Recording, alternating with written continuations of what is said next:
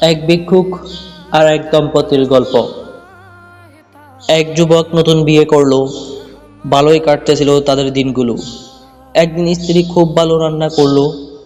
স্বামী স্ত্রী যখন খেতে বসলো, এমন সময় এক ভিক্ষুক হাজির হলো। ভিক্ষুকটি খুব ক্ষুধার্ত ছিল এবং সে কিছু খাবার চাইল। স্বামী খুব রাগ হইলেন এবং ভিক্ষুকটিকে অকথ্য ভাষায় গালমন্দ ও অপমান করে তাড়িয়ে দিলেন। অসহায় ভিক্ষুক চলে গেল। কিছুদিন পর স্বামী স্ত্রীর মাঝে ঝগড়া হলো। এক পর্যায়ে তাদের সংসারে ভেঙে গেল। স্বামী স্ত্রীকে তালাক দিয়ে দিল। স্ত্রী বাপের বাড়ি চলে গেল।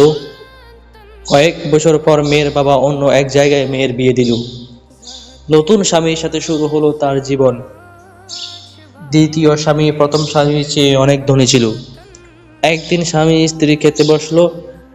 ইতিমধ্যে একজন ভিক্ষুক আসলো। স্ত্রী স্বামীকে বলল, আমি ভিক্ষা দিয়ে আসি, কারণ এমন এক মুহূর্তে আমার প্রথম স্বামী এক ভিক্ষুকের সাথে খারাপ আচরণ করেছিল যা আমি এখনো ভুলতে পারি না। যখন স্ত্রী ভিক্ষা দিতে গেল, তখন সে অবাক হয়ে গেল, কারণ তার সেই প্রথম স্বামী আজ তার সামনে ভিক্ষার পাত্র নিয়ে দাঁড়িয়ে আছে। স্ত্রী চোখের পানি রাখতে পারল না। মেয়েটি তার দ্বিতীয় স্বামীকে বলল, আমি আপনাকে এক আশ্চর্য ঘটনা শোনাবো। তারপর মেয়েটি তার প্রথম স্বামীর সাথে ঘটে যাওয়া ঘটনাটি বলে দিল। তখন দ্বিতীয় স্বামী চোখের পানি ছেড়ে দিয়ে বলল, আমি তোমাকে এর চাইতেও আশ্চর্য ঘটনা শোনাবো। তুমি হয়তো শুনে অবাক হবে যে ওই দিনের অসহায় সেই ভিক্ষুকটি ছিলাম আমি, যিনি আজ তোমার সম্পদশালী স্বামী। শিক্ষা: আল্লাহ মুহূর্তের মধ্যে গরিবকে দুনিয়ার ধনীকে ফকির বানিয়ে দিতে পারেন।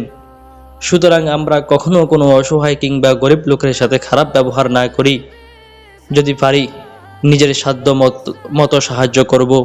কোনোভাবেই তাদের সাথে ধমকের সুরে কটু কথা বলবো না।